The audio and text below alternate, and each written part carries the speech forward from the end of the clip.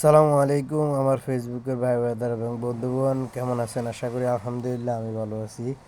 আপনারাও ভালো আছেন তো? অনেকে বলে যে সৌদি আরব টাকার টাকার দেশ, শুধু রিয়াল আর রিয়াল কামাও, রিয়াল কামাও, রিয়াল কামাও। কিন্তু দেখা গেছে রিয়ালের জায়গা শুধু চিন্তা আর চিন্তা। বাড়ির জন্য টেনশন, এখানে কি করতেছি, কেমনে চলতেছি এটার জন্য টেনশন, কাজ ঠিক মতো হইতেছে না এটার জন্য টেনশন, আত্মীয় স্বজনের জন্য টেনশন, কে কী করতেছে এটার জন্য টেনশন, তারপরে বউয়ের জন্য টেনশন।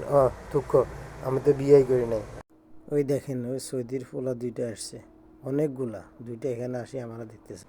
আমিও তাদের সাথে অনেকক্ষণ খুব দুষ্টামি করলাম।